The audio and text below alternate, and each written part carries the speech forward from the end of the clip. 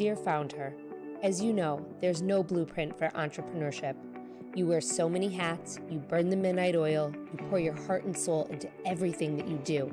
But without a doubt, the journey is worth every single second that you put into it. I'm Lindsay Pinchuk, host of the Dear FoundHer podcast. I say this because I've lived it for over a decade. I started my first company with $500 in my pocket and a baby in my belly. I grew it and I sold it all. This podcast is my weekly letter to you. We'll talk all things starting, growing, nurturing, and in some cases, even selling a business. Together with some of my closest contacts, I'm here to... Welcome back to another episode of Dear FoundHer. I'm your host, Lindsay Pinchuk, and for those of you who are new around here, I've been coming to you twice a week for over a year, sharing the experiences and proven strategies from some of the top female founders in the world. I myself have been building brands for nearly 25 years and have been an entrepreneur for over 13. I started my own company back in 2010 with just a $500 investment, and I was pregnant. I started a company to support my community through my pregnancy. I grew that business to reach 3 million users per month across multiple platforms and generate 7 figures in revenue for 6 years straight. I grew this business largely through partnerships with Target and Nordstrom, The Honest Company, Unilever, and hundreds of other brands. This was all before I led the company's acquisition to a large agency holding company in 2019. 2 years later, I exited that company with one simple goal: to support other female founders and businesswomen through their own entrepreneurship journeys. Today, I'm a consultant and an educator doing just that, sharing my experiences and strategies to help other female founders ignite their brands for success. Dear FoundHer is my twice weekly letter to you, the incredible women in our community, in order to do just that. On Tuesdays, you hear me give an interview and have a conversation and share the stories and advice from some of the most successful female founders of our time. And on Thursdays, like today's episode, you'll hear FoundHer Files, which are episodes designed to move your business forward through a specific lesson and actionable tips. Many of you have told me that you want more actionable tips and more steps that you can take on specific topics in order to succeed in areas within your business. And so that's what I'm going to be delivering to you on Thursdays. Some weeks it'll be just me solo, like today. I'll share actionable steps to help you ignite your brand or build a certain part of your business. And other weeks, I'll bring on special guests like journalists, CPAs, publicists, brand strategists, and more, who will help guide you through the lessons in their area of expertise. So if you like this format and you like what you hear, please shoot me a DM or an email. I've heard from so many of you. I am so grateful. Thank you for listening and for really getting into this format that we're sharing now on Thursdays. But I do want to know. So if there is something that we can do to help you, or a big pain point that you need help solving, or you would like us to consider finding a solution for, please reach out and let me know. You can DM me or shoot me an email, lindsay@lindsaypinchuk.com. And of course, if you find today's episode helpful, please consider leaving a rating or review. That's how other female entrepreneurs will help to will discover Dear FoundHer. And if you find today's episode helpful, please consider leaving a rating or review, as that is how other female entrepreneurs will discover our support and our mission here at Dear FoundHer. So I'm excited for today's episode because I literally changed this at the 11th hour. I had a client today, and the basis of the conversation and the thought process behind what was discussed was so worthy of me sharing it with you. And it was such an aha moment for both of us. You know, at the end of the call, I said to her, you can take what we discussed today and share it as content on your social media. And I said, and I will also probably take the process that we discussed today and either turn it into a podcast or also share it on social media. And honestly, the aha moment that she had as we were walking through our call today was it was such an aha moment for me that I just literally wanted to share it right here with you, because I think that so many people can benefit from what we did today, this client and I.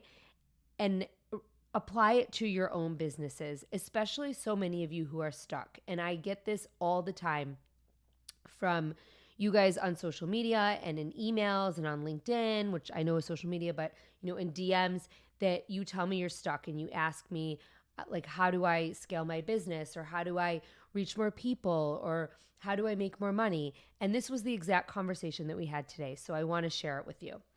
So let me set up the scenario for you. This client came to me with the basic notion of, I don't know what to do. I mean, she said, I don't know what to do. I feel very stuck.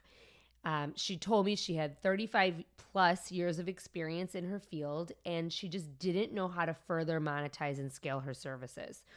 And I'm going to get into kind of what that scenario looked like, but she was really, really stuck. And it was my goal to get her unstuck in less than an hour.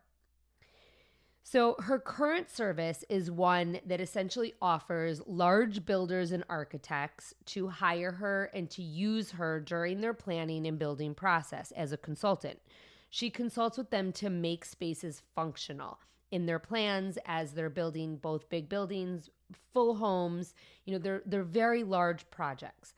And she's a consultant, which means she does the work. She provides the solutions. She really is the one who solves the problem for them. But she's also capable of bringing her service and her process, better yet, to more people and to more spaces. And I shared with her, you can absolutely build a process that you can apply to homes and offices or rooms in homes based on what it is that she does. And I actually also, I'm going to go on a tangent right now. I used a scenario with her where I worked with an interior designer who came to me and said, I'm doing all of these big projects. They're big remodels. They're big tear downs where I'm doing the entire project from the ground up. And she said, I have a lot of clients who reach out to me that just want me to design one room for them. What can I do? And so she and I together worked through a process that she could use and a package that she could use to kind of scale down her services, but still make it profitable and beneficial for her to go into a person's home and maybe cut out some of the bells and whistles that would come along with a big process, but to create an interior design package on a smaller scale. So no, this is a little bit of a different situation here, but this is something that, I really wanted to dig deep with the client that I was talking to today, but I used that as an example. And I wanted to figure out with her, not only how could she consult with more clients, but how could she build a process that she could then use to coach other clients and maybe even eventually teach and educate even more clients. So I dug a little bit deeper with her. I asked her who her ideal customer was. We talked all about it. We talked about what their pain points were and what would they be looking for her to solve. And the funny thing is as we dug a little bit deeper, we realized that I am her ideal client. I'm a mom who has lived in my space for over 5 years. My life has changed in terms of how I use my space, especially with my kids. And she is a functional spatial planner, essentially. And so we talked all about how things in my house just don't function for me anymore. So it was interesting that as we dug deeper, I knew exactly what she could do to help her customer because I am her customer. So I asked her, how can you take your consulting service that you use on a very large scale with a big building or a big full home construction project, and how can you build a package of something that, one, you can do on a smaller scale for clients who want to hire you for their service, but just not for as big of a project? And two, how could you build a package of something that you can teach the process to clients one-on-one? And this way you can bring the price way down and essentially you spend less time teaching someone how to do your process, how to find success using your process. Does that make sense? So like I said a couple of minutes ago, a consultant will give you the solution. They will not just give you the process. So a consultant comes in, they use their process to do the work for you and to provide the solution for you. And so I asked her, I said, how can you take what you do as a consultant and present something to clients in a way that teaches them your process and how to achieve the end results that you do with your consulting clients? And I prompted her by further asking her, do you have a process that you use with your consulting clients? And of course she does, because all consultants have a process that they use when they're working on big projects. But I was saying to her, and I really wanted to pull it out of her, do you have a foolproof system that you use that solves the problem that your consulting clients are bringing you in to fix? And she said that she did, but it wasn't written down. And I looked at her through the screen, and it was as if a light bulb went off in her head. And so I shared with her that this was exactly how I launched my own service-based business. It was very, very, very similar. Like her, I started by consulting brands who hired me. And through these projects, I applied my signature process, which I now call SWEEP. Once I saw a pattern in the process I was using to drive success for these consulting clients who I was doing the work for, solving the problem for, giving them the solution, I wrote the process down. And so SWEEP, you've heard me talk a lot about it in the last few weeks, but SWEEP is how you utilize social media, your website, emails, events, partnerships, and publicity to generate and execute cost-effective, community-centric marketing strategies. And I have an entire process for how you can use SWEEP as a small business. I actually was quite lucky. I sent out an email letting people know that I was not only taking consulting clients, this was about a year and a half ago. And, the consulting clients were the clients where I did the work for them, but that I was also taking on coaching clients where I guided them through my process. And what ended up happening was I ended up building the process as I worked through it with a paying client, which I realize this is a unicorn situation. And I feel very, very fortunate to have been able to do this. Someone saw my email, passed it to someone else, and I ended up getting my first coaching client who took a chance on me. They didn't know that I didn't have my process written down at the time, but I wrote it down as we went and as I taught them. And once I had the process and the coaching client to prove that it worked, I began to put it out into the world that I was taking on one-on-one small business coaching clients to teach them my signature SWEEP process for building and igniting their brand's awareness. And once I had enough coaching clients under my belt, I created a class where now I teach my process to 15 to 25 people at a time. And you better believe that I'm working now on how to take that class and my process to the next level so that I can scale it and teach it to even more people. So I share this with you as it is a process. And for me, it's been over 15 months. And when I got on the phone with this client today, and she said to me, I'm so stuck. She's, I don't know what to do.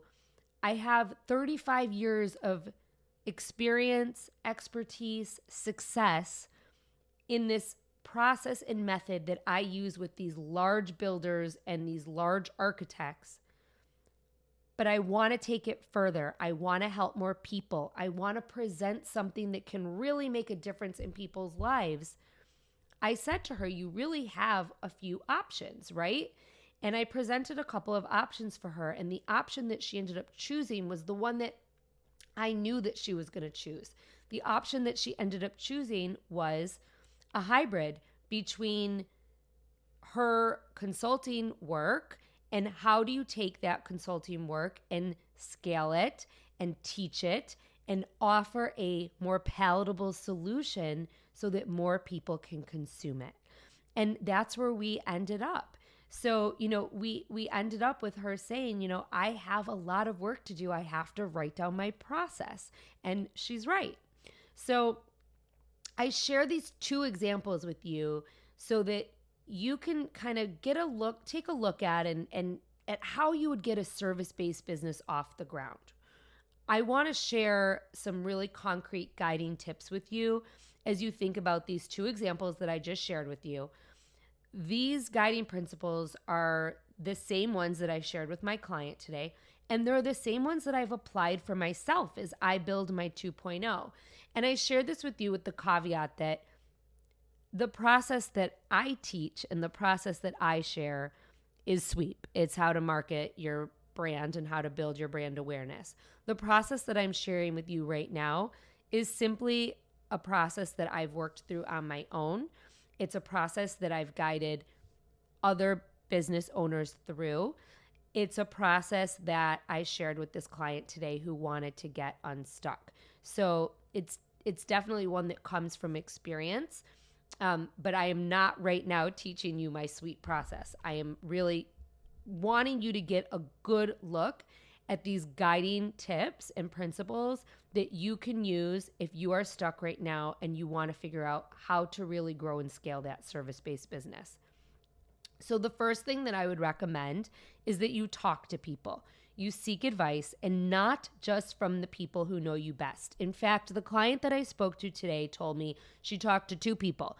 One of them was someone who's known her for years, and she discouraged her from scaling her business because she said, you might be an expert and someone who's been doing this for 35 years, but you don't have any experience teaching. And I would definitely say that that is not true. And I think that if you have a process that has found success for you with clients, there is no reason why you can't teach it. And you might need a little brushing up. You might need a little practice, but you have a process that works and you solve pain points for people. Other people are going to want that. She also had someone that said to her the complete opposite. She said, you are an expert. You're amazing. You should be on a stage teaching this to people and really, scaling this out. And yes, maybe eventually she should get there, but there are steps that she needs to take to get there. So, the people who know you best are either going to tell you what you want to hear or they're going to discourage you. You really need to sit down and talk to an outsider to get advice on what it is that you can do to scale your business and what it is that you're good at and what it is that people really want from you. How do people perceive you? How do people look at you as an expert? What do people come to you for? What do people call you about and say, you know what, can I pick your brain? I want to know X, Y, and Z. I get those calls all the time. And it's usually about how do I grow my brand? So talk to people. That's number one. Number two, this is the key step. And this was the takeaway that my client was ready and willing to start with today when we got off the phone. You want to sit down and write out your process. What is the process that you use with clients, consulting clients, or what is the process that you use yourself that you can ultimately teach to others to solve a pain point? When you write out the process, this will eventually be the backbone of everything that you do. And you will use this written version of your process not only to guide you in your lessons, to guide you in creating workbooks and worksheets, but you're also going to use it for future content to promote what it is that you do. Because it's so important that you have your process down and your messaging down, and that it is clear as day and concise and easy to follow, because at the end of the day, you're going to be teaching it. So once you have the process in place, this is step number 3. I want you to think about how you can package it. And there are a couple of ways that you can go about this. So 1, you can do some research, create a survey and send it out to your ideal customer. You want to ask them questions about pricing, what would they pay for, what parts of your service or offering or solution are most important, what are things that they can do without. Ask as many questions as you possibly can. You can do a survey. You can also call people on the phone and interview them. Have Zooms, meet them for coffee. That's market research. Bobby Brown talked about this on my podcast a couple of weeks ago. Have people over, give them some wine and some cheese, depending on who your target customer is. Give them a snack, give them, something in exchange for their information. Ask them questions, talk to them, tell them about your product and service, and ask for their feedback. You also could simply create 2 packages, and I would really and truly not exceed 2 packages. This is how I've done it.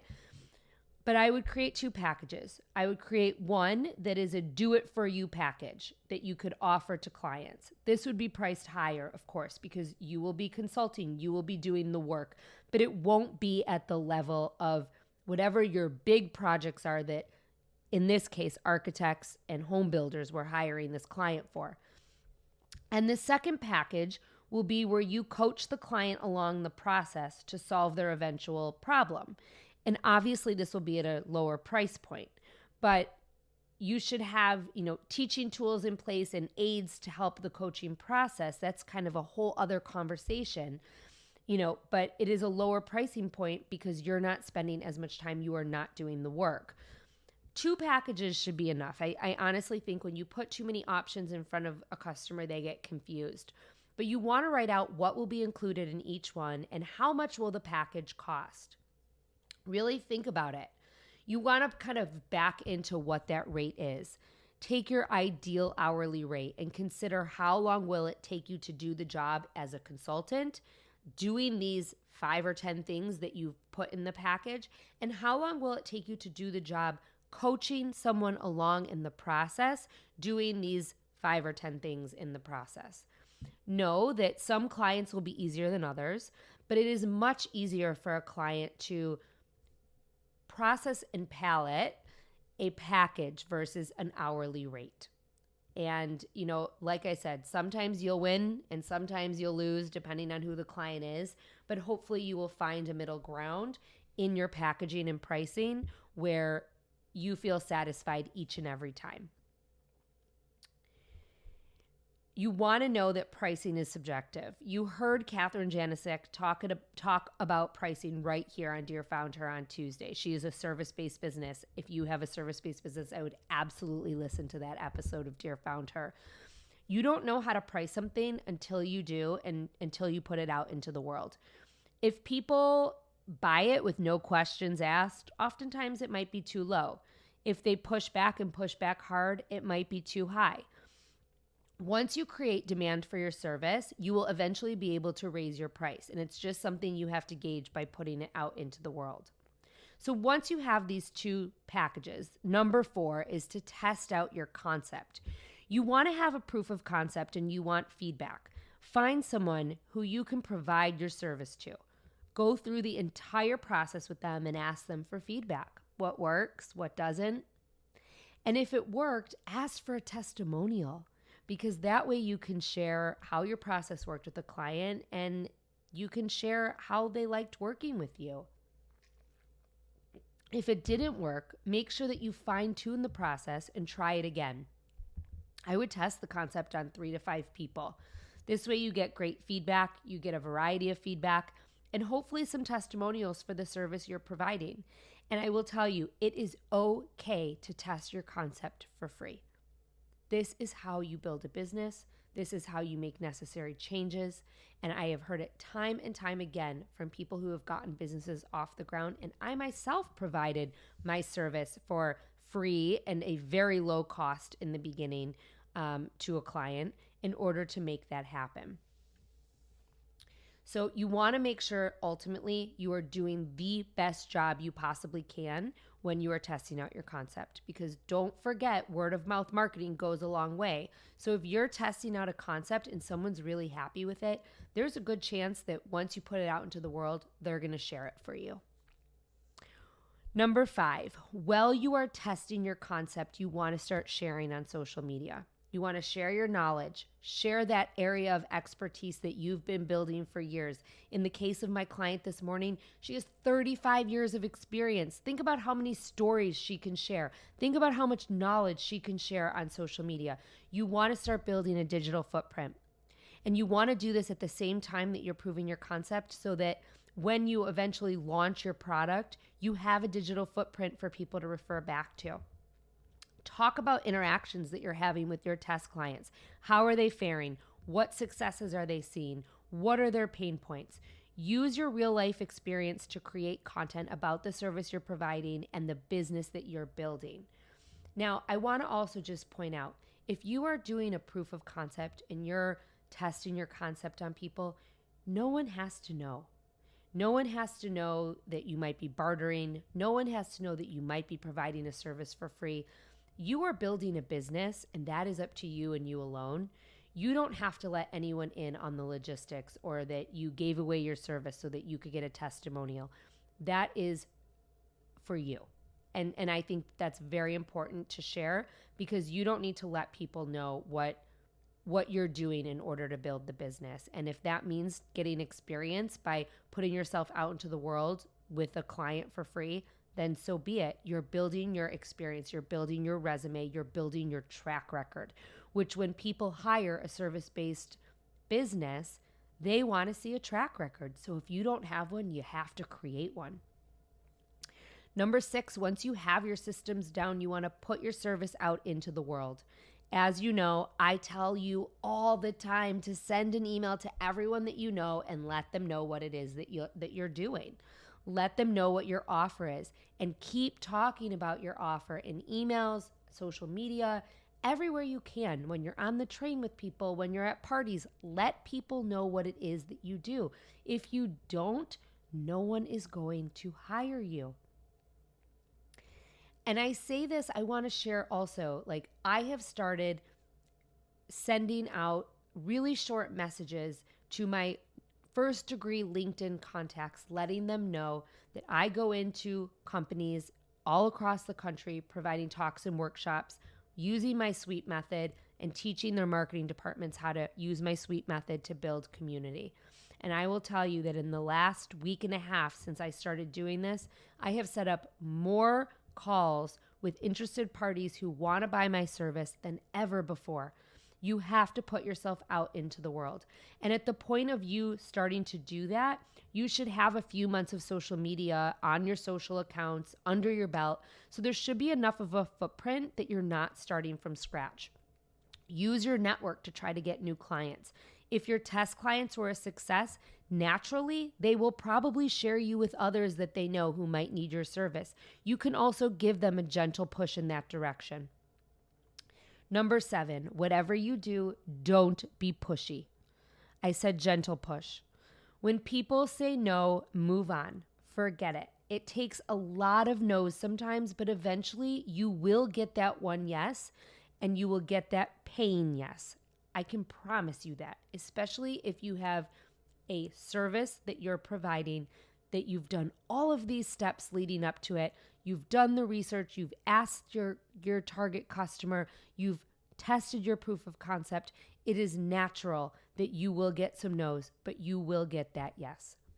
And number 8, once you have a couple of dozen clients or so under your belt, you can start to think about scaling your process even further. And this is the phase that I'm in right now.